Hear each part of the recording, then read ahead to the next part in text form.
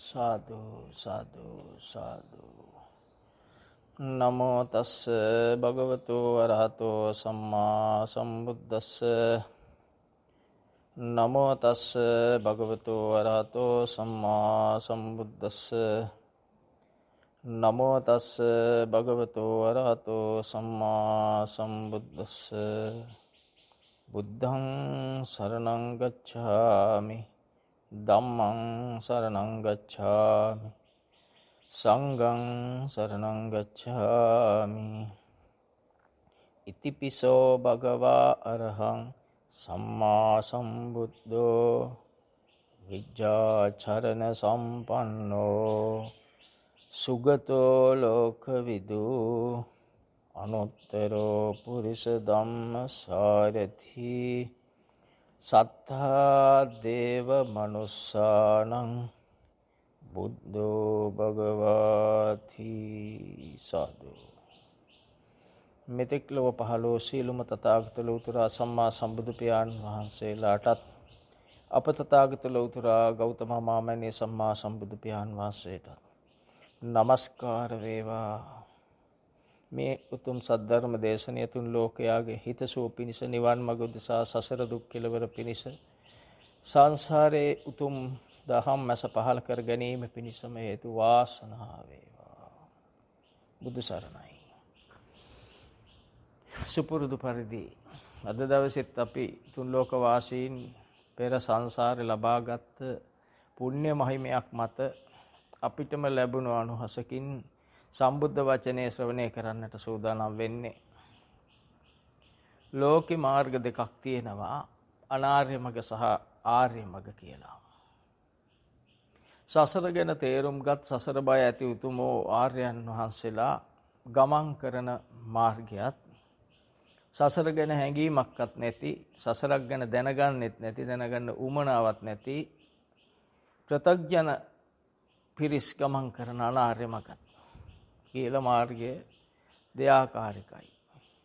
එතකොට මේ මාර්ගය එවත් තමන්ගේ ජීවිතය තමන්ට නොපෙනී රහසිගතව අප්‍රකටව පවතින ආකාරය තමාට දැනගන්න ලැබෙන මඟ තමයි ආර්ය මඟ. තමා නොදැන, තමාට නොදැනෙන්න, තමාගේ ජීවිතයේ වශයෙන් පවතිමින්, තමා සසරට අදිමින්, තමා ලව්ව පව් කරවමින්, තමා ලව්ව විවිධ විපාක එකතු කර ගනිමින් මේ ගෝර සසර ගමන් කරනවා. අනේ ගැන දැනගන්න ලැබෙන මඟ තමයි සම්බුද්ධ මාර්ගය, බුද්ධ වචනය, ආර්ය ප්‍රතිපදාව. අනිත් අයට ඒ ගැන දැනගන්න ලැබෙන්නේ නැහැ. ඇහුවත් ඒක මොකද්ද කියලාවත් දන්නේ නැහැ. වචන අහන්න ඕන කෙනෙකුට පුළුවන්, කතාවක් අහන්න පුළුවන්, ඒ වගේ දෙයක් විතරයි. සසර පුරුදු නැති, සසර බයක් දැනෙන්නේ නැති පිරිසට මේ බුද්ධ වචනය නිකං වචනයක් ඇහුවා විතරයි. එම නිසා අපි සසරේ බය කොපමණද කිව්වොත්, අපි මේ දෑතින් එල්ලගෙන ඉන්න බර ඕන වේලක බිම තියන්න පුළුවන් අත් දෙක රිදෙනකොට. හිතට ආපු බර බිම තියන ක්‍රමයක් නැහැ. ලෝකේ කවුරුවත් දන්නේ නැහැ. අපි කරේ ඒක බදලා අල්ලගත්ත එක. හිතට වේදනාව වෙනකොට අපි කල යුත්තේ වේදනාව අතහැරලා දාන. ගිනි පෙල්ලක් අල්ලපු කෙනෙක් පිච්චෙනකොට ඔහු කරන්නේ ඒක අතහරින එක. එතකොට ඔහු දන්නව නිවෙන බව, පිච්චිල්ල නවතින බව. නමුත් පුහුදුන් ප්‍රත්‍යක්ෂණ අපි දන්නේ නැහැ හිත ගිනි ගන්න මේක ඇසුරු කරන්න ගිනි ගන්න බව නොතේරෙන තැනකයි අපි සියලු දෙනාම මේ බුද්ධ වචනය ශ්‍රවණය කොට අවබෝධ වෙනතුරු හිටියේ සහ ඉන්නේ. මේ හැම කෙනාම ගිනි ගන්නකොට කරේ ගින්නට පණින එක. ගින්න නිවන්න කරේ ගින්නට පණින එක. සම්බුද්ධ වචනෙන් කිව්වොත් තණ්හාව, රාගය, ద్వේෂය, මෝහය මේ ගිනි අවුලවන, ගිනි පවත්තන මූල මේවට කියන්නේ. රාග මූල, ద్వේෂ මූල, මෝහ මූල. මේ මූලයන් කරන්නේ අපිව අවුලවනවා. අපිට නොදැනෙන්න අපි තුල ජීවත් වෙනවා. අපිට දන්නන්නේ මේක සැපය පිණිස පහළ දෙයක් විදියට. රාගය අපි තුල පවතින අපිට සැප අවුලවල දෙන, සැප ආරම්භ දෙන දෙයක් විදියට. ද්වේෂය අපි තුල පවතින එක නිවැරදි දෙයක් විදියට අපට සැපගෙන දෙන දෙයක් විදියට. මෝහය අපි තුල පවතින අපට සැපගෙන දෙන දෙයක් විදියට. මේ රාග දේශ මොහ කවදාවත් අපිට දැන්නුවේ නෑ මේක නුඹලාට අනර්ථයි අසුබයි කියලා. සසරේ කෙලවරක් නැතුව එන අපි ඒ රාග දේශ මොහ අසුරු කරමින් පව් එකතු කරා විපාක එකතු කරා හුරුව මේ පුරුද්ද බලවත් කරගත්තා. දෙපැත්තකින් අපි විනාශ වුණා. එකක් විපාක එකතු කරගත්තා කර්ම රැස් කරා. අනිත් පැත්තෙන් අපි හුරුව මෙවැනි වැරදි කරන හුරුව බලවත් කරගත්තා. අපි හැමතැනම ඉපදිලා සක්විති රජ වෙද්දිත් අපි ටිකකට සිල් ගත්තත් නැවත එතනින් මෙහාට වැටුණු ගමන් කරේ ආයි සසර පුරුදු භාවිතා කරන එක. එතකොට පෙර පිනක් පළ දෙන්න සක්විති රජ කෙනෙක් වෙලා උපදින ආත්මවල අපි යම් විදියක සීල ප්‍රතිපදාවක පිහිටියා. නමුත් අපි එතනින් මෙහාට ආවට පස්සේ භවයේ එතනින් මෙහාට වැටුනම දේව මට්ටමක ඉපදුනත් ඉන් පස්සේ සසරට නැවත දුගතිවල වැටිලා ඒ තැන්වල ඉද්දි අපිට කරන්න වෙන්නේ පව් කරන එක තමයි. වැරදි කරන එක තමයි. බුදුන් වහන්සේ කෙනෙක් තමයි මේ දැනීම මේ අවබෝධය ලබා ගන්නේ. ඒ අවබෝධය ලබාගෙන ලෝකයට හිතසුව පිණිස මේ දේශනා කරනවා. අන්නේ සම්මා සම්බුදුන් වහන්සේ කෙනෙකුගෙන් දහම අහන ප්‍රකෝටි ගණන් මිනිසුන් අතරින් කෙනෙකුට හිතනවානේ ලෝකයයි ගලවන්න ඕන කියලා. ඔහුටත් මේ බුද්ධ ඥානය බුදු වෙන්න ඕන කියන මහා කරුණාව හිතට එනවා. ඒක ඔහු කාන්තාවක් වෙලා ඉද්දි මුලින් පටන් ගන්න.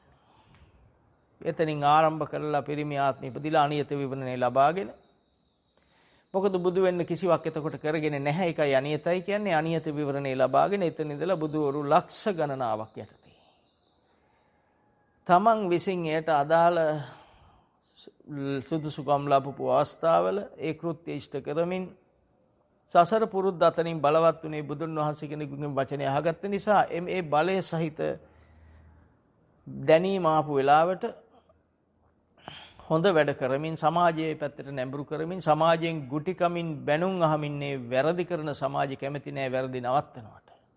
එවකට ඒ බෝසතාණන් වහන්සේට අනියත විවරණලාභී බෝධිසත්වයන්ට මැරුම් කණ්ඩ වෙනවා. බෙල්ල කප්ප ගන්න වෙනවා. ඒ ක්‍රූර පාපතරයන්ට ඒ වෙලාවේ හිතුනේ ඇස් ගලවන්න ඇස් ගලවනවා. ඇස් ගලවලා වද දීලා මරනවා. ඔවුන් දකින්නේ සමාජ විනාශ කරන කෙනෙක් විදියට. ඔවුන්ට පේන්නේ සමාජ දියුණුව වළකන කෙනෙක් විදියට. ඒ බෝසත්වරු එහෙම තමයි පෙනෙන්නේ. ඒක තමයි පාරමිතා භූමියේ හැටි. ඇස්සිස් මස්ලේ මහ පොළොවට වැඩිය මස් දන් දෙමින් සිව් සාගරයට වැඩි ලේ හෙලමින් තරු වලට වැඩි ඇස් දන් දෙමින් එන මේ මහ දිගු සසරේ ඒ කොච්චර මරලා දැම්මත් ඔහුගේ අර බුද්ධ විවරණය වෙනස් වෙන්නේ නැහැ. ඊළඟ තැන ඉපදිලා කරන්නේත් ඒක. සතෙක් වෙල ඉපදුනත් අනිත් සත්ත්ව වර්ගයාගේ හිතසුව පිණිස පෙනී සිටීමයි කරන්නේ. දරුණු සතෙක් වුණත් අනිත් දරුණු සතුන් අතර හීල මෙල්ල වෙච්ච සතෙක් විදියටයි බෝසත්වරු පහළ වෙන්නේ. චරිත ආදර්ශ දෙන සතෙක් විදියටයි පහළ වෙන්නේ. එහෙම මේ පුරුද්ද දියුණු කරමින් ඇවිල්ලා නියත විවරණය ගන්නවා. දැන් බලය හදාගෙන තියෙන්නේ. නියතයි කියන්නේ හදාගෙන. අන්නේ නියත විවරණය ලබනවා බෝධිසත්වයෙක්. ඒ මූලික කරුණු ස්ථිරම දිවිය යුතු කරුණු කිහිපයක් සම්පූර්ණ කරගෙන අවිවාහකව ඉඳලා එර්දි ප්‍රාතිහාර පාන කෙනෙක් වෙලා ඉඳලා දැහැන් වඩපු කෙනෙක් වශයෙන් ඉඳලා බුදුන් වහන්සේ පමණක් කෙරෙහි අධික ශ්‍රද්ධාව තියෙන උත්තම தත්ත්වයටපත් වෙච්ච කෙනෙක්. ඒ මඩවලක් මත දිගා වෙලා මේ විවරණේ ලෝකේ තියෙන පහත්ම දේ තමයි මඩවලක දිගා වෙන්නේ. අපි මඩ ගා ගන්න අකමැතියි. නමුත් උන්වහන්සේ මඩවලක් මත මොණින් අතට යටි අතට බිම දිගා වෙලා වැඳගෙන මේ පිටමතින් වඩින්න කියලා බුදුන් වහන්සේට ගරු කරනවා. අන්න ඒ වෙලාවේ අනිත් රහතන් වහන්සේලාට ප්‍රකාශ කරනවා මේ ඉන්නේ බුදු වෙන උතුමෙක් කියලා. එතනින් විවරණ අරගෙන ඒ බෝසතාණන් වහන්සේ නියත විවරණය ගත්තට පස්සේ මහ බෝසතාණන් වහන්සේ කෙනෙක් උන්වහන්සේ එතන සිට විවිධ සත්වාත්ම වල ඉපදෙමින් මේ 500 අපේ බෝධිසත්වයෝ 547ක ආත්මවල විවිධ සත්ව ආත්මවලත් ඉපදෙමින් ඒ ආදර්ශමත් චරිත වෙමින් ඇවිල්ලා තමයි මෙන්න මේ උතුම් සත්භාවයෙන් මේ බුද්ධ වචනය සොයාගන්නේට පෙළඹෙන්නේ සතර පෙර නිමිති දැකීම. සතර පෙර නිමිති දකිනකොට ඒකෙන් උන්වහන්සේට එන්නේ මහා කරුණාව. ලෝකය ගලව ගන්න ඕන. උන්වහන්සේලා කැමති නැහැ ලෝකයයි දුක් විඳිනවට. පටන් ගත්තේ ලෝකයයි ගලවන්නනේ. අනියත විවරණේ. නියත විවරණේ පටන් ගරන් කරන්නෙත් ඒක. දැන් උන්වහන්සේගේ බලය සම්පූර්ණයි. කාගෙන්වත් ඉල්ලන්න දෙයක් කාගෙන්වත් ගන්න පිනක් නැහැ. අනුන්ගේ පිනෙන් යන අය නෙවෙයි බෝධිසත්වෝ. එම නිසා උන්වහන්සේ තනියෙන් මේ ඔක්කොම කරන් යන්නේ. තනියෙන් මේ ගමන යන්නේ.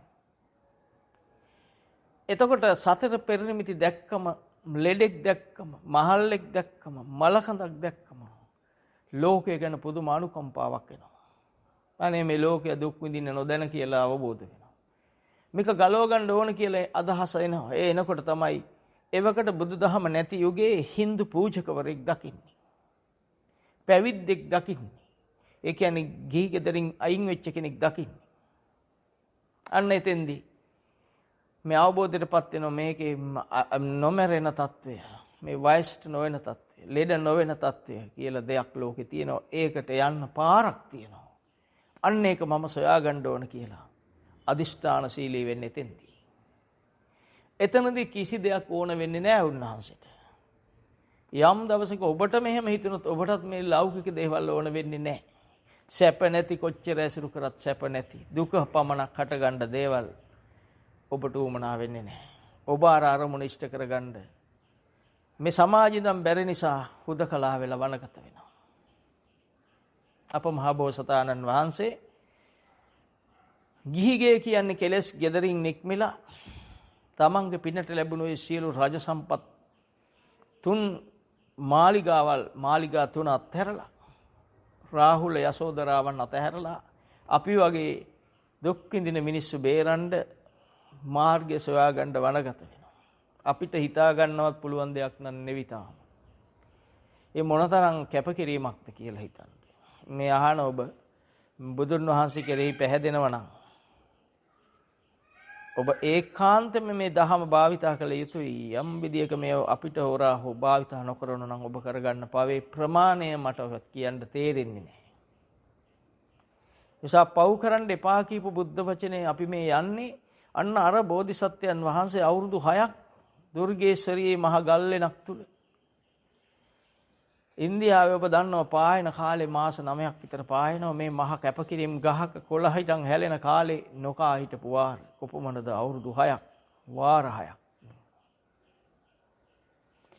මේ පටිච්චසමුප්පාදය භවයේ පවතින හැටි, භවයේ ජරා මරණ දුක ලෝකයට උරුම වෙන ක්‍රමය මේ පටිච්චසමුප්පාදය. එහෙම නැත්නම් සංසාරේ දුක් චක්‍රය අවබෝධ කරගත්තා. අවබෝධ වෙනකොටම කෙලෙස් නැති වුණා. උන්වහන්සේ සොයපු දේ ලැබුණා. ලැබුණාම දැක්කේ මේක අතිශය දුෂ්කර දෙයක්. අපිට ඇහින් පිටපෙනුනට ඇහැ පේන්නේ නැහැ. ඒ වගේ අපිට හිත නොපෙනී හිතේ තියෙන අරමුණට අනුව බාහිරේ පේන එක වෙන්නේ. මේක අති දුෂ්කර දෙයක් කියලා උන්වහන්සේ දැක්කා. ධර්මතාවක් මත සමම්පති බ්‍රහ්ම උතුමන් වහන්සේ නැවත ආරාධනා කරනවා දහම් දෙසන්න කියලා. ඒක ධර්මතාවක්. අන්න එතනින් පටන් අරන් උන්වහන්සේ මේ ලෝකය සොයාගෙන දුකෙන් නිදහස් වෙන්නට මාර්ගය කියමින් යනවා. එහෙනම් මේ තැටියේ වාචනේ යටිකුරු කළ වාචනයක් කියන්නේ අපි ඉන්න ක්‍රමය. ප්‍රත්‍යඥය තුන් ලෝකෙම ඉන්න ක්‍රමය. නොපිටට ඉන්නේ. වැරදි දේ කරන්නේ. වාචනේ යටට හරවන එක වරදක්. යටිකුරු කළ වාචනේ උඩට හරවනවා කියන්නේ ඒ ක්‍රමය අතහරින එක. එහෙනම් මේකේ අර්ථය ඒකයි. එතකොට අපි මේ හැම දෙයක්ම නොපිටට කරන්නේ වැරදි විදියට කරන්නේ. එන ලෞතර බුදුන් වහන්සේ කෙනෙක් අනුදැන වදාරන්නේ දේශනා කරන්නේ නිවර්දිව යමක් භාවිතා කරන හැටි. සසරට නොවැටි යමක් පරිහරණය කරන හැටි. සංසාරයට නොවැටි යමක් ඇසුරු කරන හැටි. ගිනි පෙල්ල කොහෙන් ඇල්ලුවත් ගිනි ගන්නවා. ගිනිගත් යකඩ දණ්ඩ කොතනින් ඇල්ලුවත් පිච්චෙනවා. අපි දන්නවා ඒක අතාරින්න ඕන කියලා. ගිනි ගන්න ගිනි පෙල්ල අතාරිනකොට නිවෙනවා කියලා. අපි අතපය ගිනි ගන්නකොට එහෙම අතෑරියත් හිත ගිනි ගන්නකොට මේක අතාරින්න මේ ප්‍රත්‍යඥ පුහුදුන් අපි දන්නේ නැහැ. ඒක දැනගත්තේ බුද්ධ වචනේ අහලා කාලයකට පස්සේ. ඇහුවත් අපිට වචනේ පාඩම් වුණා විතරයි. මේ ජීවිතෙන් පේන්න ගත්තේ බොහෝ කාලයකට පසු. තවත් කාලයකට පස්සේ මේක විග්‍රහ කරන ශක්තිය ආවේ. ඒ වගේ මම දහම හොයන් ගියේ. එතකොට ඔබ එච්චර අමාරු වෙන්නේ නැහැ. ඔබට මේක කියනකොටම තේරෙනවා. ඔබ මේ සරල බසින් මේ සිංහල බසින් දහම අහනවා. ඔබට මේ බොහොම සරල බසින් අහනකොට ඔබට පේන්න ඕනම ඇවිලා. ඔබේ හිත ගිනි ගන්නව නම් ඔබ කල යුත්තේ මොකක්ද? හිත නිවා ගන්න එක. ලෝකේ ඖෂධ බෙහෙත් නෑ හිත නිවන්න. පිටතින් අතපය පිච්චුනොත් බෙහෙත් ඖෂධ තියෙනවා ඒව නිවන්න. ඒව සූපත් වෙන්න. සිංහල වෙදකමෙත් බටහිර වෙදකමෙත් ඕන තරම් ඖෂධ තියෙනවා මේව සූපත් කරන්න. ඕන ලෙඩක් සූපත් කරන්න. හැබැයි සංසාරේ දුක් විඳින එක සූපත් කරන්න කිසි තැනක කිසි වෙදදුරෙක් ගාව බෙහෙත නැහැ. මාර්ගය නැහැ. ඒ ලෞතර බුදුන් වහන්සේ ළඟ පමණයි මේ සත්‍ය තියෙන්නේ. ඒ සත්‍යයි අපිට දේශනා කළේ. අපි අවබෝධ කරගත යුතුයි. එහෙනම් අපිට කොතන හෝ වැරදිලා අපි මේ හිත පරිහරණය කරන්නේ වැරදි විදියට. අපිට පව් රැස් වෙන විදියටත් හුරුව බලවත් වෙන විදියටත් විපාක එකතු වෙන විදියටත් තමයි අපි හැම මොහොතක්ම ගත කරන්නේ සහ ගත කරමින් සිටින්නේ ගත කළේ. මෙන්න මේ ක්‍රමයේ අනිත් පැත්තට හරව ගන්න. යටි කුරුකල වාචනේ උඩට හරව ගත්තා වගේ. මේ අපිට අපි නොපෙනී හිටි අන්ධකාරෙ හිටපු අඳුරට පහනක් වගේ බුද්ධාලෝකය. සම්බුද්ධ වචනේ. මම මේ කතාව කියන්නේ අපි තේරුම් ගත්තා. අපි බුද්ධ චරිතෙන්ම දැක්කා උන්වහන්සේ. මාළු ටිකක් දිහා බලන් ඉඳලා ඔළුව එකක්වම හැදුනා නම් ඒ කර්මය එතනේ චේතනාව පාවිච්චි කර විදිහේ අඩුවක් නිසා විපාකයක් ආවා. එහෙම එන්න නම් අඩුවක් තියෙන්නට ඕන. බෝසත්වරේකට එන අඩු. ලෝකයයි ගලව ගන්නෙද්දි බෝසත්වරු අපාය යනවා කිව්වත් එනවා. අනික් කෙනා බේරලා අපාය ගිය කමක් නැහැ කියලා හිතනවා. ඒකයි මහා කරුණාව කියන්නේ. ලෝකේ කවුරුවත් නොසිතන නිසායි. උන්වහන්සේ ලෝකයට සේවය කරද්දී වෙච්ච අඩුපාඩු නිසා අපාගත වෙන්න වුණා. අටමහා නිරේ හැර සත්වාත්ම ලිපදෙන්නට වුණා. උන්වහන්සේලා අතාරින්නේ නැහැ. ඇත්තු වෙලා දල කපා ගන්නකම් ඉවසන් ඉන්න වුණා. මේ සසරේ විපාක තියෙද්දිත් අපි ගලව ගන්න එනවා. ලෝකේ කවුරුවත් අනුන් වෙනුවෙන් එන්නේ නැහැ. ලෝකයා එන්නේ බාහිර අනිත් ප්‍රත්‍යඥ අවිද්‍යාව සහිත ලෝකයා ඉන්නේ Tamanට මොකක් හරි එකතු කරගන්න. තව එකතු කරන්න දෙන්නේ. බුදුන් වහන්සේලා බෝසත්වරු පාරමිතා පුරන් ඉන්නේ ලෝකයට මේකේ වරද පෙන්වා දෙන්න. අවිද්‍යාවට විද්‍යාව කිව්ව අපි අන්නේ විද්‍යාව කියන අවිද්‍යාව පෙන්වලා දෙන්නේ. මේ ලෝකේ විද්‍යාවක් නම් අවිද්‍යාවක්මයි. පටිච්චසමුප්පාදය අවබෝධ කරගත්ත තැනයි විද්‍යාවස පහළ වෙන්නේ. හේතුඵල න්‍යාය අවබෝධ කරගත්තමයි අවිද්‍යාව නැති වෙලා විද්‍යාව උදා වෙන්නේ. එතකොට අපි කරේ පවට ඇලෙන එක. පව් කරන්න හිතෙන් එකතු වෙච්ච එක. පව නවත්තන්න අපි තුලවත් මේ අහන ඔබ තුලවත් හිතේ කැමැත්ත නැතුව ඇති තාම. දැන් ඔබට ඔබ අනුකම්ප කරගන්න. කෝසල මල්ලිකාව අසන්දෘශ්‍ය දානේ දීලා තමන් අතීත කරපු පවක් මතක් වෙලා නිරයට යනකොට දවස් 7කට කෝ දානේ මතක් වුණා. දැන් මහා ගම් වතුරක් එනවා කිව්වොත් දැන් අපි ගිලෙන්න යනවා. වතුර මට්ටම ඉනෙන් උඩට ඉස්සි උරේ මට්ටමට එනවා. අපිට බුදු ගුණ නෙවි මතක් වෙන්නේ. කොහොමද මම බේරෙන්නේ කියලා. මේක අහන ඔබට ඔබ පිළිගන්න වෙනවා. අනිත් අය කොහෙද මගේ ගෙදර අනිත් අය කොහෙද මගේ දේපලට මොකද වෙන්නේ? අපරාධේ මගේ අර වටින යන්ත්‍රය ගිලුණා. අපරාධේ අර ටැබ් එකේ මගේ වටින රූප ටිකක් තිබුණා. මගේ වැඩසටහන් තිබුණා. අපරාධයක ගිලුණා කියලා හිතෙද්දී මැරෙන්නේ අපි. අනේ බුදුන් වහන්සේ දේශනා කර දහම මොනතරම් අග්‍රගණ්‍යද? ලෞතර බුදුන් වහන්සේ කෙනෙක් මොච්චර ශ්‍රේෂ්ඨද කියලා මතක් වෙන්නේ නැහැ. සිංහාල අපි දන්නවා මට්ට කුණ්ඩලී දිව්‍ය පුත්‍රයා. මට්ට කුණ්ඩලී මරණාසන්න වෙලාවේ බුදුන් වහන්සේ දකින්නේ. බුදුහාමුදුරු කෙරේ ශ්‍රද්ධාව ඉපදිලායි දෙවියෙක් වෙන්නේ. මන්ට කුණ්ඩලේ දිව්‍ය පුත්‍රයෙක් වෙන්නේ. මරණ වෙලාවේ රත්තරන් බඩු මතක් වෙලායි තෝ දෙයිය බල්ලෙක් වෙන්නේ. මේ ටික තේරෙනවා නම් මේ එක උපමාව ඇති. ඔබ හිතන්න ඔන්න මහා ගම් වතුරක් එනවා කිව්වොත් ඔබ බුදුහාමුදුරුවෝ සරණ යන්න බුදුහාමුදුරුවෝ සිහිපත් වෙන සිතක් එනවද ඔබට? එහෙනම් අපේ තාම අඩුපාඩු තියෙනවා. අපි තාම තෝරන් තියෙන්නේ ඡන්දයෙන් දොස් ටිකක් තෝරගෙන. අපි තෝරලා තියෙන්නේ දොස් ඡන්දා දෝසා. සසර බයක් එකතු කරගෙන. සසරට වැටීමමයි සසර බය. මෝහයක් තෝරගෙන. අපි ඡන්දේ දීලා තියෙන්නේ වැරදි පැත්තට. ඒත් අපි තෝරන්නේ ඡන්ද චිත්ත. ඡන්දෙන් චිත්ත තෝරගෙන නැහැ. විරිය තෝරන්නේ නැහැ. විමර්ශනය තෝරන්නේ නැහැ. ඡන්ද චිත්ත විරිය විමර්ශා කියන සතර ඉද්ධිපාද වැඩෙන්න අපේ හිත වැඩ කරලා නැහැ. අපේ හිත වැඩ කරේ සතර අගතියට යන්න, දුගතියට යන්න, සසරට යන ධර්ම එකතු කරන්නමයි. එම නිසා අපි අපිට ඔබට අනුකම්ප කරන්න ඕන මේ මොහොතේ ඉඳලා. මේ විකෘති වෙමින් යන විපාක විඳිමින් යන ලෝකෙක මේ අපි දන්නව ලෝසක මනුස්ස ලෝකෙට එනකොට එයාගේ මහා පෞකාරකම නිසා මේ වටේ හිටි සියලු අයගේ පව් ඇවිස්සුණා. සීවලී කුමාරයා මනුස්ස ලෝකෙට එනකොට ඔහුගේ පින් බලය නිසා අනිත් අයගේ පින් ඇවිස්සුණා. එහෙනම් ලෞතර බුදුන් වහන්සේ කෙනෙක් පහළ වෙනකොට අනිත් අයගේ පෙර පාරමිතා ශක්ති අවුස්සන බුදුන් වහන්සේගේ බලයෙන් ඇවිස්සෙන උන්වහන්සේගේ වචනේ බලයෙන් උන්වහන්සේ දැකීමෙන් ශ්‍රද්ධාව ඉපදිලා උන්වහන්සේ කියන දෙයක් උන්වහන්සේ දේශනා කළ දෙයක් අහනකොට තමන්ගෙත් පෙර පින් ඇවිස්සලා පෙර පුණ්‍ය ශක්තිය ඇවිස්සලා ලෝකේ සූපත් වෙන විශාලා මහනුවරට උන්වහන්සේ වඩිද්දී පෙර පින් ඇත්තන්ගේ දේ වුණා.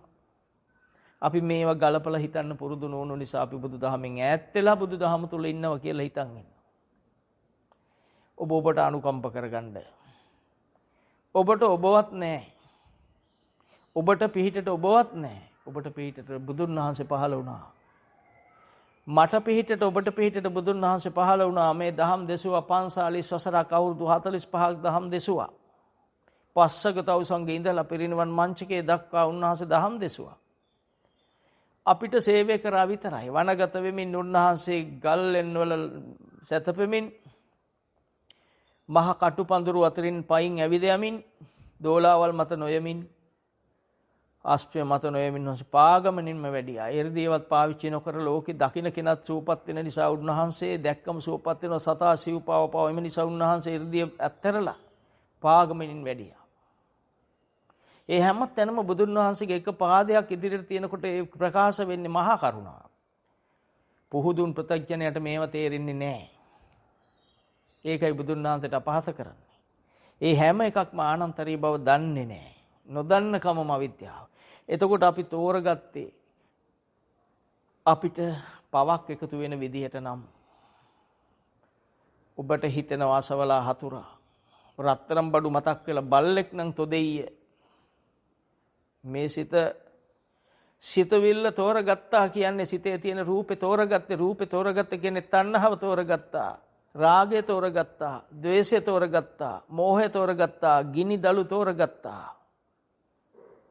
මෝහගින්න, රාගගින්න, ද්වේෂගින්න තෝරගත්තා. තණ්හාව නැමැති වඩුවා මේ සිබ්බණිය මේ ගොතන කෙනා එකතු කරලා ගෙත්තම් කරන සසරට අපි තියලා ගැට ගන්න තණ්හාව නැමැති මේ මහා ජරා ධර්මතාව තණ්හාව තෝරගත්තා. අපි රත්තරන් බඩු මතක් වුණාම ඒක ඇසුරු කරා කියන්නේ තමන්ට තමන් අසාධාරණයක් කරගත්තා. තමන් දන්නේ නැති බව තෝරගත්තා, අවිද්‍යාව තෝරගත්තා. බල්ලෙක් කියලා උපන්නා. ඔබට හිතුනොත් අසවලා මගේ හතුරා. ඔබ ඔහු හතුර කියලා බලනවා කියන්නේ ඔබත් තෝරගත්තේ රාගය, ద్వේෂය, මෝහය, තණ්හාව කියන ඔබේ සියලු පාප අකුසල ධර්මමයි. අද තේරුම් ගන්න ඔබට පුළුවන් වෙන්න ඕන මේ සිත සුද්ධ වෙන විදියට බුද්ධ වචනය තෝරගන්න ඡන්ද, චිත්ත, විරිය, විමර්ශාව. ඔබ තෝරාගත යුත්තේ ඔබ නිවෙන ඔබේ හිත නිවෙන විදියට සසරට පව් එකතු නොවන විදිය. මේ හුරුව බලවත් නොවන විදියට පාප හුරුව බලවත් නොවන විදිය දෙයක් ඔබ තෝරගත යුතුයි. අන්න එතනදී කෙලෙස් වල බල අඩු වෙවි සෝවාන් මාර්ගයට හිත වැටිලා අස්කෙලෙස් අඩු වෙවි මේ කෙලෙස් වල අයිතිය සක්කාය දිට්ඨිය කැඩෙමින් බුදුන් වහන්සේ කෙරෙහි ශ්‍රද්ධාව බලවත් වෙමින් විචිකිච්ඡාව හිඳෙමින් අන්‍යෝ සීල ක්‍රම අපි රවට්ටගත්ත සීල ක්‍රම වලින් මිදෙමින් ආර්ය සීලයට බුදු පරපුරේ සීලයට එකතු වෙමින් සෝවාන් මාර්ගයට වැටෙන්නේ. එතන ඉඳලා කෙලෙස් අඩු වෙමින් සක්‍රුදාගාමී වෙමින් තවත් කෙලෙස් උපරිම අඩු වෙමින් තව ලෞකික ලෝකෙන් දෙන්නා වූ වස්තු වලින් එන්නා වූ සැප කියලා නොගෙන දුකයයි දකිමින් ඒ සියල්ල කෙරෙහි නොසැලෙන නන්ද මාතාවල නොසැලුණාසේ බන්දුල මල්ලිකාවගේ පවුලේ ඔක්කොම මලා කිව්වාම නොසැලුණාසේ ඉන්නකම් මේ ඕරම් භාගයේ සංයෝජන කාම ලෝකයේ අයිතිය ප්‍රකාශ වෙන කෙලෙස් සංයෝජන ධර්ම හිඳගත් ප්‍රමාණින් සූපත් කම්පන වෙන ප්‍රමාණයට ඔහු හිත දියුණු කරලා හිතේ දියුණුව යනු කෙලෙස් වල සිඳවා ගැනීම අන්න තමාදේශ බලපු පිරිස් දැන් ඔබට පුළුවන් ද මේවා අපි ඒ ඇත්තන්ට සාදු කිව්වේ නම අහනකොට අපිත් සාදු කියනවා බුදුරජාණන් වහන්සේ එදා දහම් දෙසඬ යන්න ප්‍රකාශයක් ඉල්ලගත්ත බුදුරජාණන් වහන්සේගෙන් පුන්න මහරහතන් වහන්සේ සුණාපරන්තයට යන්න අවසර ගනිද්දී උන්වහන්සේගේ සීලයට සාදුකාර දුන්නා. එහි අය දරුණුයි බැන්නොත් මොකද වෙන්නේ කියලා ඇහුවාම කිව්වා ගැහුවේ නෑ කියලා හිතනවා. ඒ කියන්නේ බැන්න එක කෙරෙහි පොඩ්ඩක්වත් නැඹුරු වෙන්නේ නෑ ය තෝරගන්නේ නෑ කියන ඒ මහා දාර්ශනික ඥානසිතට බුදුන් වහන්සේ පවා සාදුකාර දුන්නා. ගැහුවොත් මොකද කරන්න කිව්වා මමගේ අතපය කැඩුවේ නෑ කියලා මං සතුටු වෙනවා කිව්වා. උන්වහන්සේ ඒ ගුටි කණ එකෙන් කම්පන වෙන தත්ත්වය තෝරගත්තම බුදුන් වහන්සේ සාදුකාර දුන්නා. එහෙනම් බුදුන් වහන්සේලා මේ ලෝකෙට පහළුනේ පව් නොකරන එකට ගෞරව කරන්න සහ පව් නොකරන්න කියලා ඉල්ලා සිටින්ද අපිට සේවය කරන්නයි බුදුන් වහන්සේ කෙනෙක් පහළ වුණේ. අපි මේ ලෝකේ ජීවත් වෙන්නේ අනිකාට සේවය පිණිස නොවේයි. මතක තියාගත යුතු හැම කෙනාම බුදුන් වහන්සේ කෙනෙක් හැර රහතන් වහන්සේ කෙනෙක් හැර ලෝකෙට සේවය කරන්නේ නැත්. අනුන්ගේ දේවල් ගන්න ඉපදිලා බොරු නම් තියන සේවාවල් කියලා. බුදුදහම කියද්දි මොහොකටවත් කොහොමද බය නැහැ. බුද්ධ දේශනාව නම් එකයි. ඒක ජීවමාන වෙනව නම් ඇත්ත ප්‍රකාශනයයි කතා කරන්න ඕන. සේවය කරන කෙනා මෛත්‍රිය, කරුණාව, දයාව, උපේක්ෂාව තියෙන්න ඕන. බුදුන් වහන්සේ අපට ප්‍රකාශ කළ මේ සංස්කාර ධර්මය අනිත්‍යයි කියන වචනය ඇතුලේ මුළු බුදු කරුණාවම තියෙනවා. මුළු බුදු සෙනෙහසම තියෙනවා. තුන් ලෝකයා පිණිස සාර සංඛ්‍ය කල්පලක්ෂිකුත් ඊට පෙර අනියති විරණේ පෙරම් පුරපු කැපකිරීමේ ශක්තිය මේ අනිත්‍යයි කියන වචනය ඇතුලේ තියෙනවා. ලෝකේ දුකයි කියන වචනය ඇතුලේ සියලු කරුණාව තියෙනවා. මේ සියලු ධර්ම අනාත්මයි කියන වචනය ඇතුලේ මේ සියලු බුදු සෙනෙහස තියෙනවා. අපිටයි නොතේරුනේ. අපිට මේවා තේරුනේ නැහැ. අපිට එකතු කරන පව් කඳෙන් අපි විඳවන බව අනාගතේ විපාක විඳින්නේ අසම්පූර්ණ ශරීර ඇතුව ඉපදිලා අසම්පූර්ණ වර්ණ සහිතව ඉපදිලා ආවේගශීලී මිනිසුන් ලෙස ඉපදිලා දරදඬු මිනිසු ලෙස ඉපදිලා තව පව් රැස් කරනවා අරවයින් විපාක විඳිනවා. මෙච්චර නම් බුදු දහමේ අට කතාවල කතා තියෙද්දී ඔබේ ජීවිතෙත් මේ බාහිර පරිසරය බැලුවම චරිත ආදර්ශ ගන්න ඕන තරම් තිබියදී අපිට බුදුහාමුදුරුන්ගේ එක වචනකින් වැඩක් ගන්න බැරි වීම ගැන පොත් ගණන් කියවපු ඔබ ලත වෙන්න. භාවිතා නොකරන කෙනාට මේ පොත් ඔක්කොම නිකන් ඒකත් විකෘතියට හේතුවක්. පලිබෝධයක් විතරයි. පලිබෝධ කියන්නේ විනාශයට හේතු වෙන දෙයක් විතරයි. දන්නවා කියලා හිතාගෙන ඒකත් මානයක් කරගෙන ඒකත් දඩමීම කරන ලෝකෙට බැනලා දන්න බව ප්‍රකාශ කරන්න ගිල්ල තව පව් කරන එකමයි කරන්නේ. දන්න කෙනා මොනවද දන්නේ? මා ගැන මම දන්නවා. මම ගැන දන්නවනම් මම කොච්චර නිහතමානී කෙනෙක්ද? මගේ හිතට ආපු මේ ධර්මතාව නිසා මට පව් එකතු වෙනවා කියලා දැනෙනවා නම් මම මට අනුකම්ප කරගත්තා. මට මං අනුකම්ප කරගත්තා නම් මං කොයිතරම් නිවෙන කෙනෙක්ද? මම නිවුණ නම් මගෙන් එළියට යන ප්‍රකාශය මොච්චර නිවුණු වචනයක්ද? ඒ වචනෙට තියෙන අනු නිවන බලය. අපි පාරේ ඉන්නකොට කෙනෙක් ඇවිල්ලා පාරක් අහනවා. අපි ඒ වෙලාවේ රණ්ඩුවක් වෙලා හිටියේ යාළුවෝ දෙන්නේ. රණ්ඩුවක් වෙලා ඉන්න දෙන්නගෙන් තමයි මේ පාර අහන්නේ මෙතනින් යන්න පුළුවන්ද? කොහොම උත්තරයක් හම්බේදරයට? ඔබ හිතලා බලන්න ඔබේ ජීවිතේට. ඔබේ අත්දැකීමකට ගලපලා බලන්න මේකට උත්තරේ මෙතන හම්බෙයි එතකොට. බුදුන් වහන්සේට මල් පහන් පූජා කරලා හෝ ඒ පන්සලක් අතුගාලා එන ශ්‍රද්ධාවන්ත සීලවන්තයෙක් පාර එනකොට පාර අහන කෙනෙක් කොච්චර ලස්සන වචනයකින් කතා කරයිද? ඔව් පින්වත මේ පාරේ යන්න කියයි. අර කෙනා නිවෙනවද නැද්ද? ඒ සම්මුතික සීලය තුල ඉන්න කෙනාගෙන් ආපු වචනෙන් අනික් කෙනා නිවෙන හැටි. පරමාර්ථ වශයෙන් ගත්තම ආර සීලේ භාවිතා කරන ඒ පන්සලම අතුගාලා ඒ බෝමලු ඇමදලා එන කෙනෙක් සංස්කාර ධර්මයන් විදියට සිතේ තියෙන කෙලෙස් ධර්මයන් දකිමින් ඒවා මෙල්ල කරමින් ඒවයින් මිදෙමින් යන කෙනෙක් එනකොට අර කෙනාම පාර ඇහුවොත් එක්ක ගිහිල්ලා පෙන්වන්න තරම් නිවිච්ච කෙනෙක්. ඒ කතා කරන වචනෙන් අරයන් නිවෙන ඔයාට ගමන යනවා දැනෙන්නේ නැහැ, කයේ වෙහෙස නැහැ, හිතේ වෙහෙස නැහැ. මේ මහා හිතේ බරක් අඩු කළාමයි. ඔබ දැකලා තියෙනවද ඔබට නිවෙන්න කතා කරන අය මේ ලෝකේ? නැහැ. මේ යුගයේ හැටි කියලා අපි එහෙම කියලා මගහරින්න පුරුදු වෙලා තියෙනවා. යුගයක හැටි නෙවි අපේ යුතුයකම් නොකර නිසා මේ යුගය නිර්මාණය වුණා. 5000ක් ශාසනයේ ආයුෂ තියෙනවා නම් මෙහෙම යුගයක් මේ කාලේ තියෙන්න බෑ. තේරුණානේ? අපිට තියෙන්න ඕනේ එහෙනම් අපිට අපේ කොටස මගේ කොටසයි මම කරන්න ඕන. ඔබේ කොටස මට අයිති නෑ. මට පුළුවන් ඔබට කොටසක් හදාගන්න මාර්ගෙ පෙන්වන්න විතරයි. බුදුන් වහන්සේ කරෙත් එච්චරයි. උන්වහන්සේ මාර්ගය සොයාගත්ත මහෝත්තමයන් වහන්සේ අපට මඟ පිළිබඳ අවබෝධතා ඥානය ගන්න දහම් දේශනා පැවැත්තුවා. ඒ දේශනයක් ඔබට කරන්න පුළුවන් දහමෙහි පිහිටා ඒ සුවය අත්විඳිමින්. නැතුව කරොත් ඔබ බොරු කීමට අහු වෙනවා.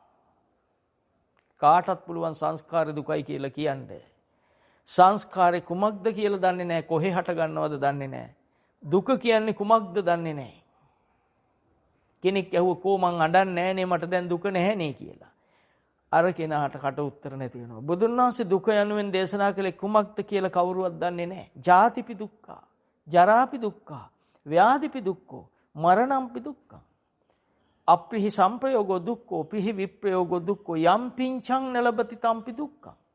මේ ඔක්කොම දුක්, මේ දුක් ඔක්කොම එකතු වෙලා තියෙන තැනක් තියෙනවා. සංකිට්ත එකතු වෙලා තියෙන තැනක් තියෙනවා. පංච උපාදාන ස්කන්ධය ඇතුලේ මේ දුක තියෙනවා. උපාදානෙන් මිදෙනකොට මේ සියලු දුක් ඉවරයි. අපිට උපාදාන ස්කන්ධය දුකක් කියලා දකිනකොට, ස්කන්ධ පහ අනිත්‍යයි කියලා දකිනකොට ඒ බුදු කරුණාව තමයි අපිට ලැබිලා තිබුණේ. ඒ බුදු සෙනෙහස තමයි අපිට ලැබිලා තිබුණේ. අපිට ද්වේෂයක් ආවම, කාට හරි විරුද්ධව මේ ද්වේෂය ආවම, නිකන් තනියෙන් ඉදි මතකෙන් හරි ආවම, අනේ ඔබ හිතන්න මේ මට අසාධාරණයක් නෙවෙන්නේ.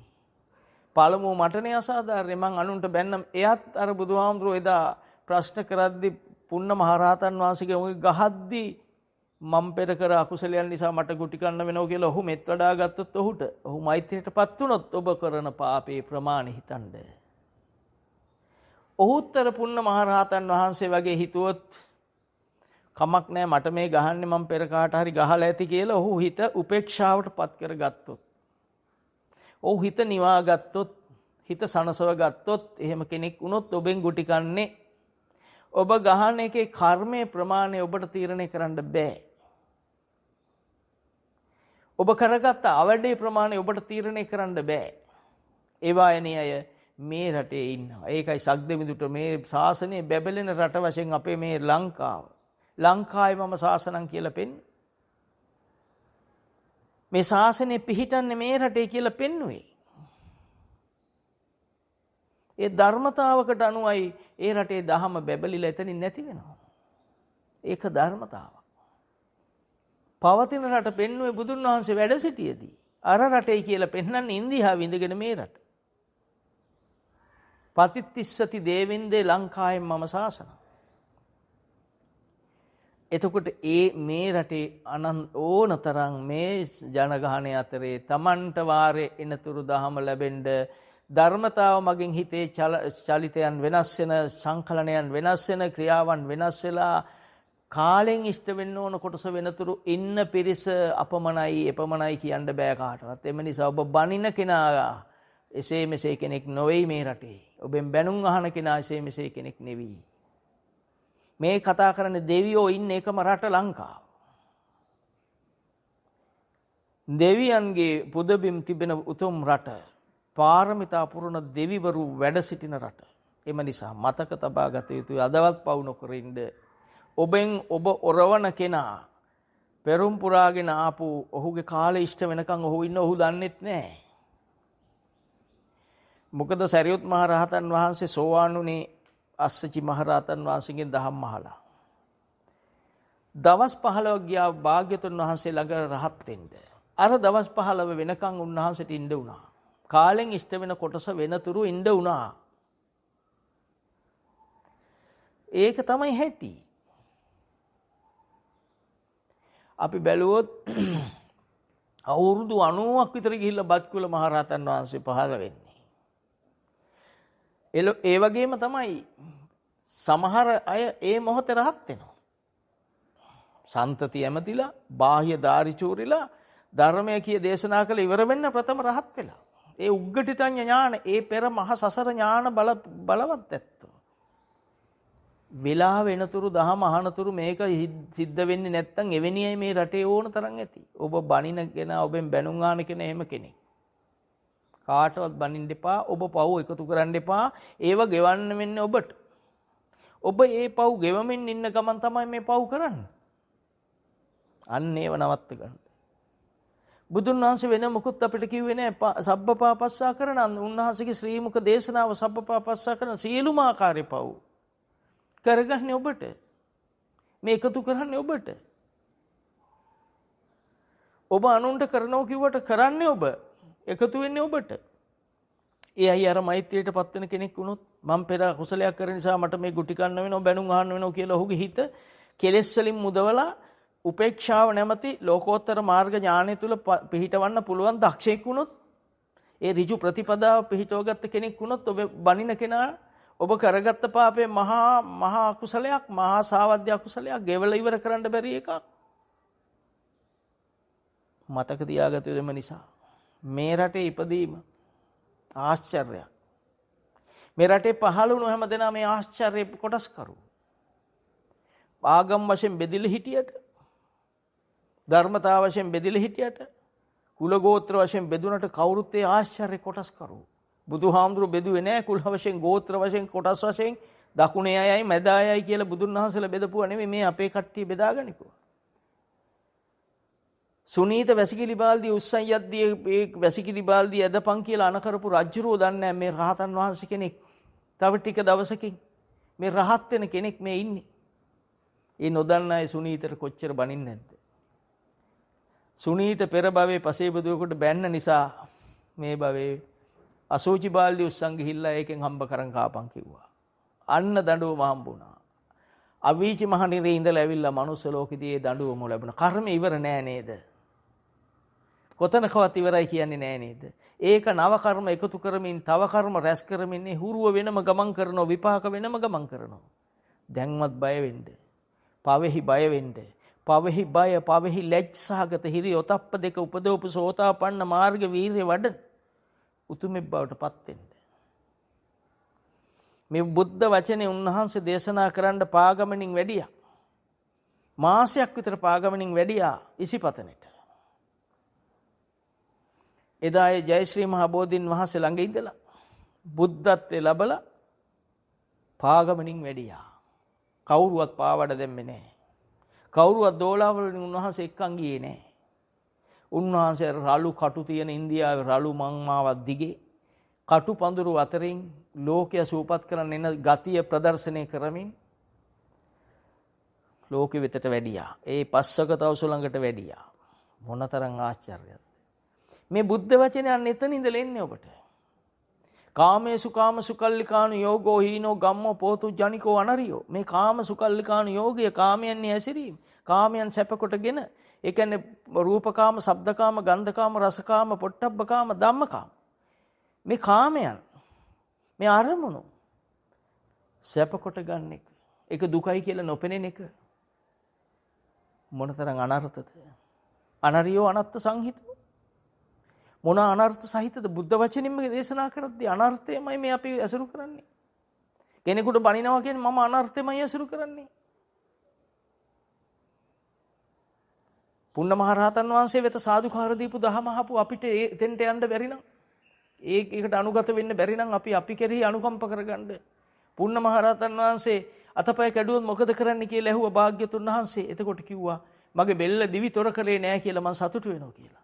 උන්වහන්සේ සාදු කිව්වේ ඒ මහා අදි සීලයේ කෙරෙහි පැහැදුණු සිතින්. දිවිතර කර මොකද කරන්නේ? මාව මේ දුක් සහිත සසරෙන් ගලවා අමා මහ නිවනටපත් කරා කියලා සතුටු වෙනවා. කිසිම දෙයකින් ඒ රූපේ අරමුණ කෙරෙහි නොඇලෙන ගතියට උන්වහන්සේලා සාදු කියනවා. එහෙනම් උන්වහන්සේලා පහළ වුණේ අන්නේ එක දේශනා කරන්නමයි. අපි ගිනිගත් යකඩ වැට අල්ලගෙන ඉන්නවා.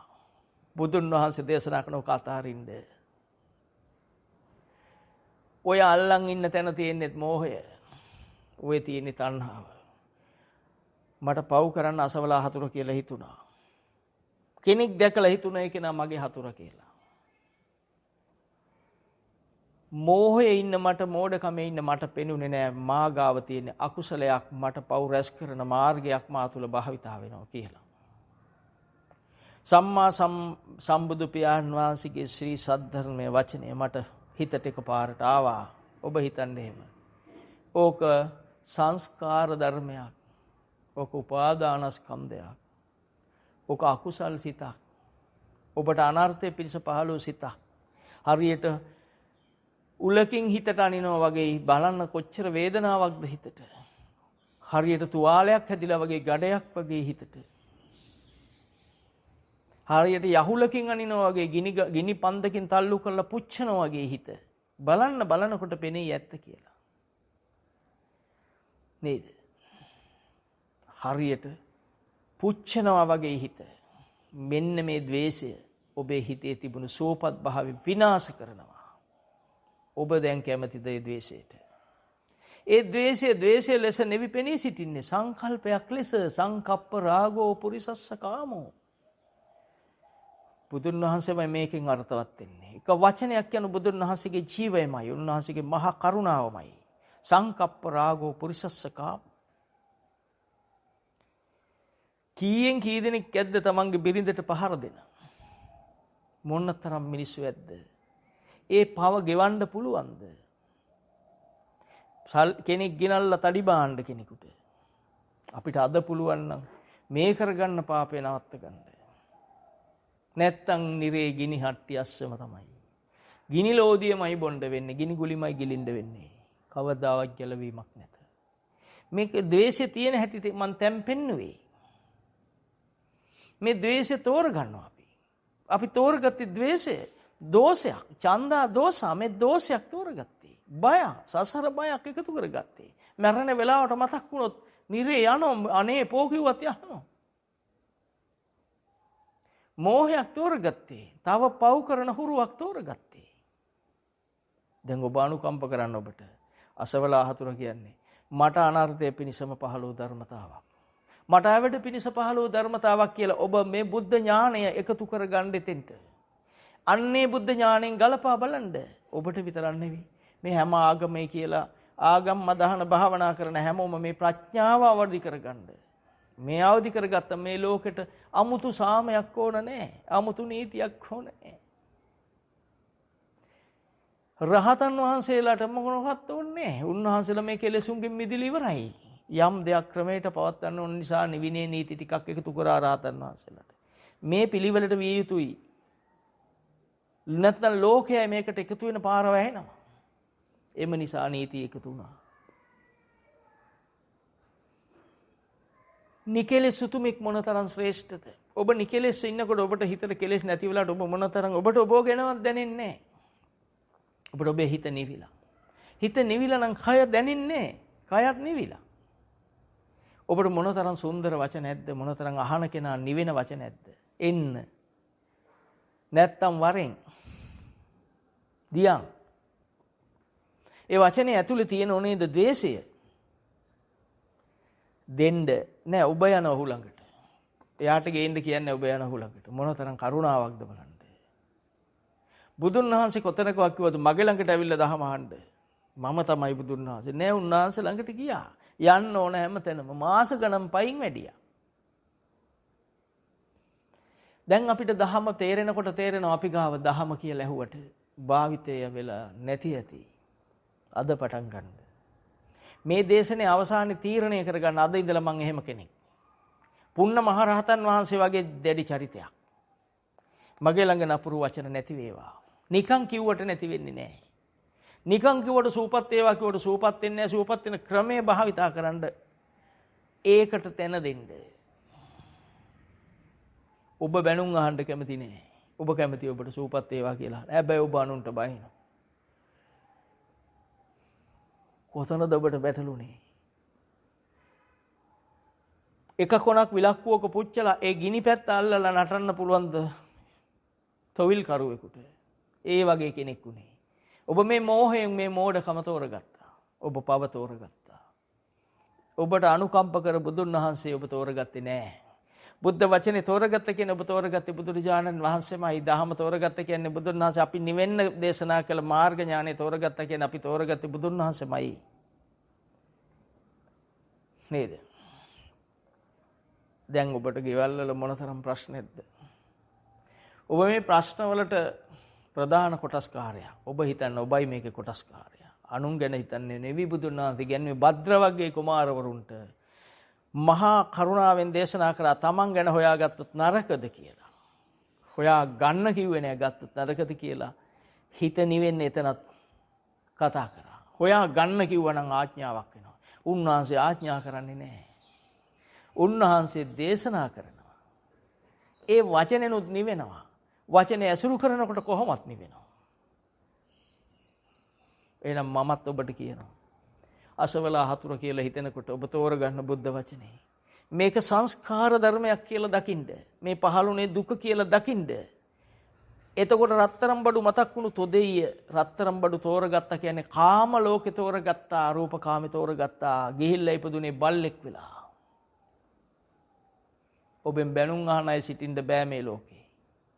ඔබ බෞද්ධ නම් ඔබෙන් බැනුම් අහන ඉන්න බෑ. ඔබ මේ අනුන්ට බැනලා එකතු කරන පව් ටික ඔබේම විපාක බව මතක තියාගන්න හැම කෙනාම. බැලුවොත් මූණක හිනාවක් නැහැ. හැබැයි ඔබ බලාපොරොත්තු වෙන අනුන්ගෙන් හිනාව. ඔබ පටන් ගන්නකෝ. ඔබේනේ කොටසනේ ඔබටනේ බුදුන් වහන්සේ දහම් දෙසුවේ. අනුන්ට දේශනා කරක එයා පිළිගන්න නොගන්න ඔබ හොයන්න එපා. ඔබ හිනාමුනේ. හිනාමුන ඔබේ ලේ පිරිසිදු කරගන්න මේකෙන් ඉබේම හැම එකම පිරිසිදු වෙනවා. ඔබට හිනා යනවා ඇති. ඔබට එන හැම සිතකම තියෙන රාගයයි, ද්වේෂයයි, මෝහයයි. රාගයයි, ද්වේෂයයි, මෝහයයි. දැන් ඔබට ඇසුරු කරන්න ඔබ ළඟ මුකුත් නැහැ. දැන් ඔබ ළඟ ඇසුරු කරන්න තියෙන දේ බුද්ධ වචනේ. මෛත්‍රිය, කරුණාව. කරුණාව පානවා කියන්නේ ලෝකයාට නිවෙන්න කතා කරන එක. දයාව කියන්නේ ඒක ප්‍රකාශ කරන එක. කෝ අපි ගාවෝ. අපි ඔය වචනේ කිව්වා වචනේ කොහෙ තියෙන එකක්ද දන්නේ නැහැ. මුදිතාව එහෙම කරන්නේ කොහොමද කියලා මම හිතන්නේ. ලෝකයේ සූපත් කරන්නම හිතනවා. ලෝකයෙන් දෙයක් ගන්න නෙවි මේ යන්නේ. ලෝකයට සෙනෙහස දෙන්න. බුදු සෙනෙහස වෙන සෙනෙහසවල් නැහැ. බුදු සෙනෙහස බුද්ධ වචනේ. උපේක්ෂාව. අන්න එහෙම තිබුණා නම් අපි එක්කෙනෙක් මේ ලෝකෙ ඉන්න ඔක්කොම එක්කෙනෙක්. ඒ හිත නිවාගත්ත අය. එයා මොන ආගම ඇදුවක් කවන්නේ නැහැ එතෙන්දී. එයා ගිහිල්ලා එයා සූර්යයටත් වඳී ඇයි? මට කෙලෙහි ගුණ දක්වපු මාව මේ ගානට නිවන්න මේ සූර්ය කොච්චර උදව් වුණාද? මේ ලෝකෙ සූපත් කරන මේ සූර්ය දිව රාජ්‍ය කොච්චර උදව් වෙනවද? ඔහුට දෙවියෙක් විදියට පේන්නේ. මිනිසු කියන්න එපා ඉරු අඳින මෝඩ జాතියක් කියලා. සූර්යයා දෙවියෙක් විදියට පේන්නේ ඥානවන්තයන්ට. Tamanට සූර්යයා නැතුව දවසක් ඉන්න බෑ අපිට. රෙදි කෑල්ලක් වේලා ගන්න බෑ කියලා ගෙවල් වල එකෑ ගහනවා. අඳුර වැටුනාම සූර්යයා පෑවුවේ නැත්තම් සීතලෙ ඉන්න බෑ කියලා මිනිස්සු කෑ ගහනවා. සූර්යයා දෙවියෙක් විදියට පේන්නේ මේ උතුමන්ට. සූර්යයාට වඳින්නේ ඒකයි. හඳ ආලෝකයෙන් අපි නිවිලා. හඳත් දෙවියෙක් විදියට පේනවා. ඒ උත්තමයන්ට හැමදේම වෙනස් වෙලා පේන්නේ. එතකොට හිත නිවිච්ච අය දෙවියෝ විදියට පේන්නේ. අන්න බුද්ධ මාර්ගයේ ගමන් කරන ඔහුගේ හිතේ දර්ශනය වෙනස් වෙනවා. දැක්ම වෙනස් වෙනවා. මේ ලෝකේ අසුරු කරන්න ඔහු තුල තියෙන ගුණ ධර්ම වෙනස් වෙලා උසස් ගුණ ධර්ම වල පරිණත බවක්, පිරිණු බවක් ඔහුට ජීවිතේට එනවා. දැන් අපි තෝරගෙන තියෙන්නේ හිතලා බලන්න ඔබ ගිනි පෙල්ලක් නේද? මේ ගිනි අඟුරු කෑල්ලක් ඔලුවට දාගෙන නේද ජීවත් වුනේ? වැරදි කර කෙනෙකුට අපි වැරදි කරු කියලා හංවඩු ගහන්න නෙවෙයි ඕන. ඔහුගේ හිත නිවලා උපායශීලීව වරදෙන් මිදෙන්න කියලා දෙන එකයි. බුදුහාමුදුරු ගාවට ආවද වැරදි නොකරපු අය? ඔක්කොම වැරදි කරපු අය. උන්වහන්සේ ඒක ගැන කතා කරෙත් නෑ. උන්වහන්සේ මේ වැරදින් මිදෙන ක්‍රමයේ දේශනා කරා. අඟුලිමාලට කිව්වද දරුණු වචනෙන් අඟුලිමාල ඇඟිලි කපපු මිනිහෙක් එන්න එපා මං ගාවට පිලි ගොඩයි නාල කහවතුරු නාල පිරිසුදු වෙලා එන්න කියලා අනනිකුත් කරාද? ගංගානම් ගගේ 7-8ක් නාල එන්න කිව්වද? අනේ නෑ කිසాగෝතු මේ මරණ කර ගහන් එවම මරණ කිල්ල මට එනවා කියලා කිව්වද? මේ මිත්‍යා සංකල්ප වල අපි හිටියා. ඔක්කොම බොරු. බුද්ධ වචනේ නෙවෙයි අපි අසුරු කරලා තියෙන මිත්‍යාව. උන්වහන්සේ ළඟටම මරණය අරන් ආවා මේ ළමයාට පණ දෙන්න කියා. අයියෝ මරණ කිල්ලක් ආව කියලා බුදුහාමුදුරුවෝ නෑවද ගංගානම් ගගේ. අපි බුදුහාමුදුරුවෝගේ චරිත ආදර්ශ ගත්තේ නෑ. ධම්ම ආදර්ශ ගත්තේ නෑ. අඟුලිමාල ලේ වැකුණු පිළිගන්ත සහිත ඇඟිලි 999ක් බෙල්ල එල්ලගෙන ඉන්න අඟුලිමාල ළඟට අහිංසක කියාගෙන ලං වෙනකොට හිතන්න බුදු සෙනෙහස. ඔබ අද දකින්න බුදුන් වහන්සේගේ ගුණ. බුදුන් වහන්සේගේ ගුණ දකින්නකොට ඔබ නිවෙනවා. මේ බුද්ධ වචනයක් අහනකොට ඔබ නිවෙනවා. ඒකාන්තයෙන් උපන්න කුසල් පහ වෙනවා. නූපන්න කුසල් නූපදිනවා. සතර සම්‍යක් ප්‍රධාන වීරයන් වැඩෙනවා. ඡන්ද චිත්ත විරිය විමර්ශාව වැඩෙනවා. ශ්‍රද්ධා වීරිය සති සමාධි ප්‍රඥා ඉන්ද්‍රිය ධර්ම වැඩෙනවා. බුදුහාමුදුරගේ ගුණ සිහි කරනකොට බුදුන් වහන්සේ මතක් කරනකොට මොනතරම් සෙනෙහසක්ද නේද? මම කියන්නේ ගෙවල් වල තියෙන අනිත් රූප අයින් කරන්න. ඔබ බුදුහාමුදුරු පුංචි රූපයක් තියලා මොනතරම් අර තඩි ෆිල්ම් ගෙනත් තියන් තියෙනද වැඩක් නැති ෆිල්ම්. ගෙබ්බෝ ඉබ්බෝ බහිර වේ වගේ බලන් ඉන්න කට ඇරන් ඉන්න රූප. බලන්න බුදුන් වහන්සේ කොනකට තල්ලු කර නිසා මේ විපාකය ඔබ විඳින්නේ. බුද්ධං සරණං වෙන සරණක් නැත නත්ති මේ සරණං අඤ්ඤං බුද්ධෝ මේ සරණං වරන් කියපු අපිට ගිය කාල. වෙන සරණක් අපිට නැහැ. ඔබ ගහගෙන යනකොට ඔබට මතක් වුණොත් gedara ඔබ මේ මැරෙන්න ගහගෙන යනවා. එහෙම නොවේවා. මේ උපමාවක් පමණයි. ඔබ ගහගෙන යනවා. දැන් ඔබට gedara මතක් වුණොත් ඔබ ඒ gedarට එනවා. ප්‍රේතෙක් කියලා මැරිලා එනවා. සතෙක් කියලා මැරිලා එනවා. නවතින්නේ.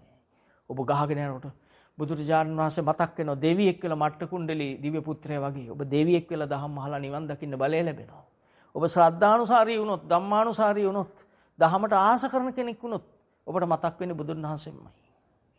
බුදුහාමුදුරුවෝ මතක් වෙන වාරයක් ගානේ ඔබට අමනුස්සානම් පියෝති අමනුස්සයත් ඔබට වඳිනවමයි. අමනුස්සය ඔබට හිරිහැර කරන්නේ නැහැ. මේ හැම කෙනාම වැරදිලා ගියාම ඕනෝ දෙයකදී භාවිතා කරන්නේ බුදුගුණ නම් බුදුගුණ ඇයි ඔබේ ජීවිතයට ගන්න ඔබ අදක්ෂ? ඔබ ගන්න අද ඉඳලා.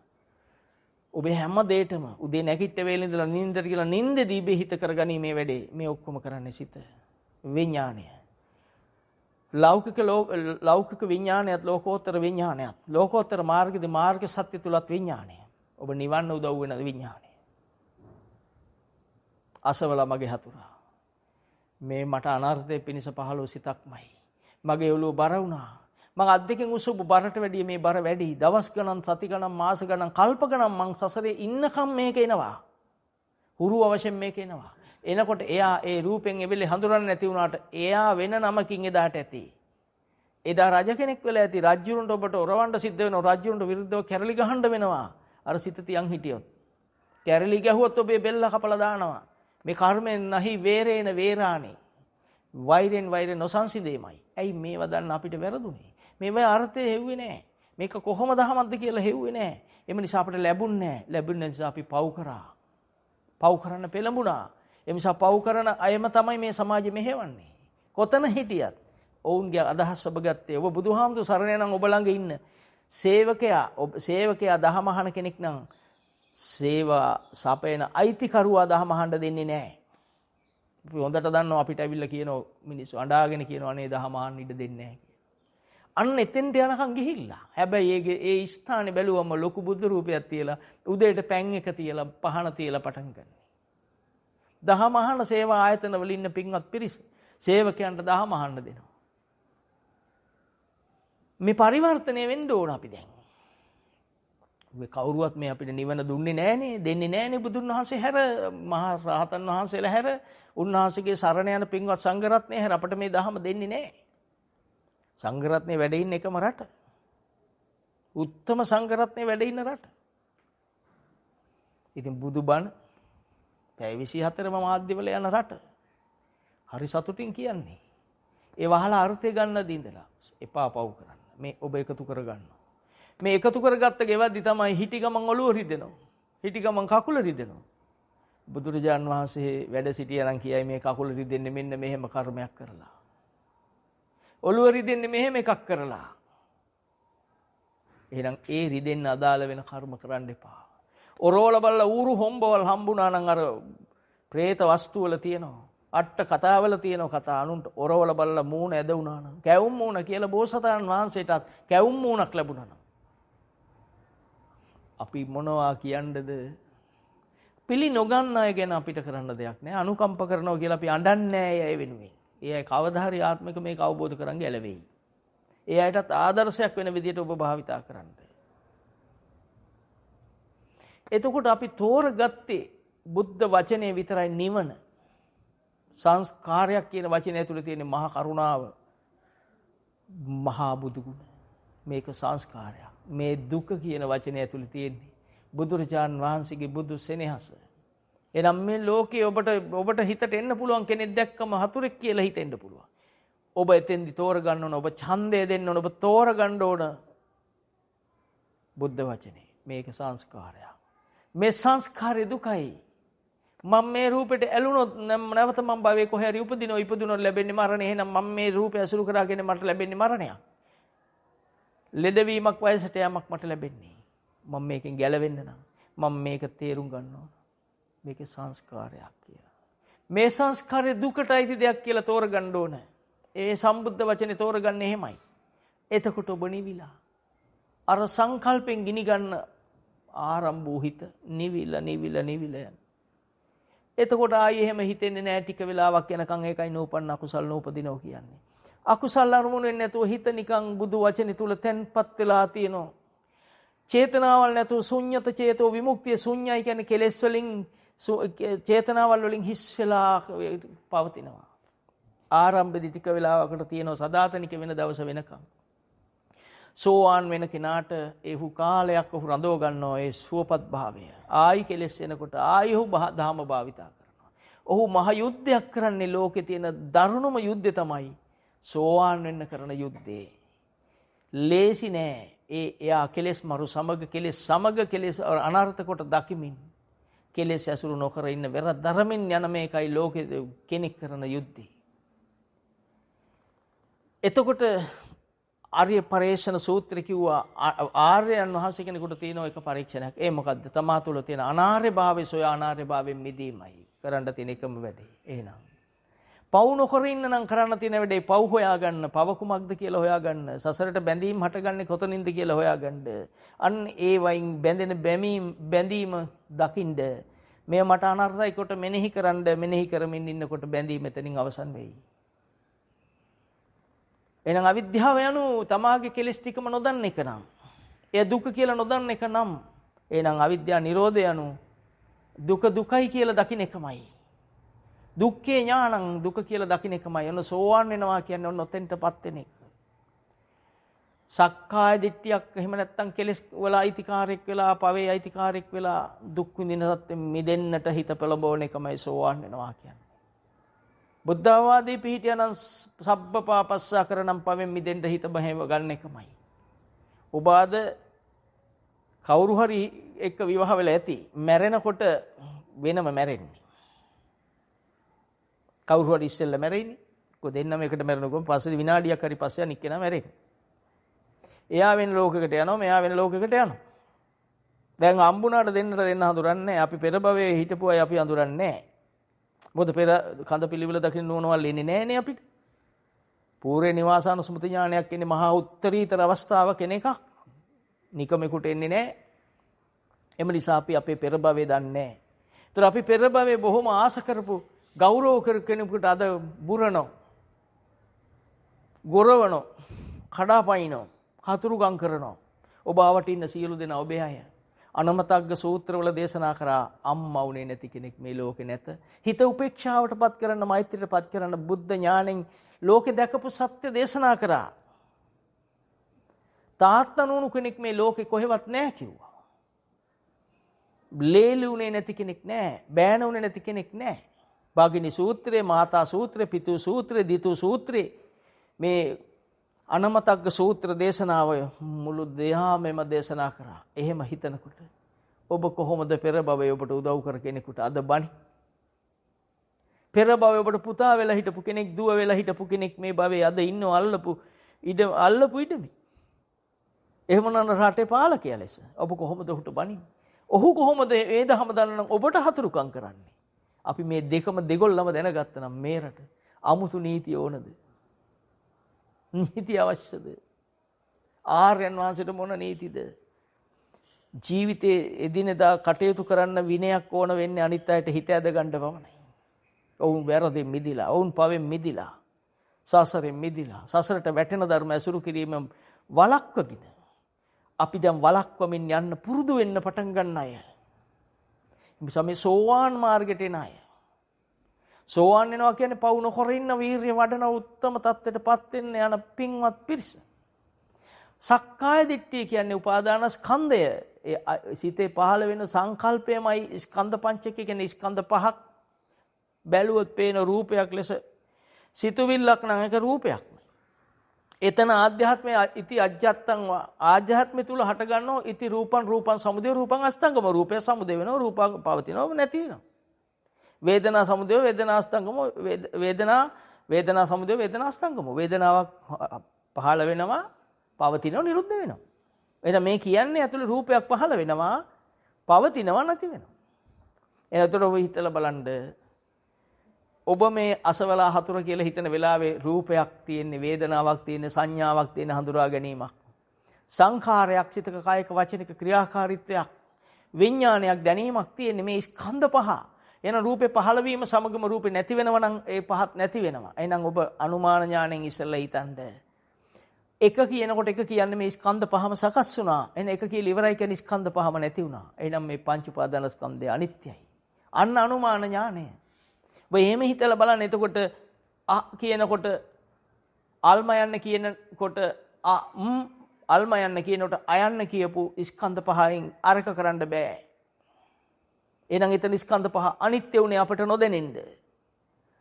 අල්ම යන්න කියනකොට එතනත් ස්කන්ධ පහ සකස් වෙලා කියලා ඉවරයි කියන්නේ ඉවරයි.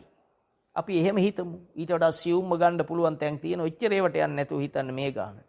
මා කියනකොට එතනත් ස්කන්ධ පහක් ඇති වෙලා නිරුද්ධ වුණා. ඒතර ඔබ අම්මා කියනකොට වාර කීයක් ස්කන්ධය ඇති වෙමින් නැති වෙමින් ගියාද? අන්නේ ඥානය ඔබට ගලපා බලා ඔබේ හිත නිවා ගැනීම පිණිස ඇසුරු කරන්න. එහෙනම් අසවලා හතුරා කියන්නේ ස්කන්ධ පහක පහළ වීමක්. එහෙනම් මේ ස්කන්ධ පහ පංච උපාදාන ස්කන්ධය. උපාදානේ වෙලා කියන්නේ මේක අයිතියට ගන්න එක, මම වශයෙන් ගන්න එක, මගේ වශයෙන් ගන්න එක, මගේ ආත්ම වශයෙන් ගන්න එක. සක්කාය දිට්ඨිය. එහෙම නැත්නම් තව පැත්තකින් කිව්වොත් කාම වශයෙන් ගන්න එක, කාම උපාදාන. කාම කියන්නේ මේ ඇසුරට ගන්න එක. දිට්ඨි වශයෙන් ගන්න එක, අරමුණක් වශයෙන් ගන්න එක, දිට්ඨි වශයෙන් ගන්න එක, දිට්ඨි උපාදාන. එතකොට මම කියලා ගන්න එක ආත්මවාද උපාදාන. මෙන්න මෙතනින් මිදෙන්න නම් මේ උපාදාන ස්කන්ධය රූපේ වශයෙන් දකින්න, වේදනාවක් විදියට දකින්න, සංඥාවක් විදියට දකින්න, සංඛාරයක් විදියට දකින්න, විඥානයක් විදියට දකින්න. සංකිට්ඨේන පංච උපාදාන ස්කන්ධ දුක්ඛ කියලා භාග්‍යතුන් වහන්සේ දේශනා කරා නම් ඔබේ තීන්දුවත් වෙන්න ඕන මේ දුකමයි. දුකමයි කියලා දකින්න තැනයි බුද්ධ ඥානය ඔබ තුල වැඩ කරන්නේ. එතනයි දුක්ඛ නිරෝධය. එතනයි තණ්හාව නැති වෙන තැන. තණ්හක් වේව නිරෝධෝ නිබ්බාන. අන්න දැන් තණ්හා කරන්න රූපයක් නැහැ. රූප තණ්හා. රූපය ඇසුරෙන් ගැලවුණු නිසා තණ්හක් වේව නිරෝධෝ, තණ්හාව නිරුද්ධ වුණා. මේ අද කතා කරන්නේ මෙච්චර කල් කතා කරපු දේශන 49කම තියෙන සාරාංශය. ඔබ නිවුණා නම් ඔබෙන් බැනුම් අහන ඉන්න විදියක් නැහැ. ඔබෙන් ගුටි කනා ඉන්න විදියක් නැහැ. ඒ ඔක්කොම ඔබට විපාක බව මතක තියාගන්න.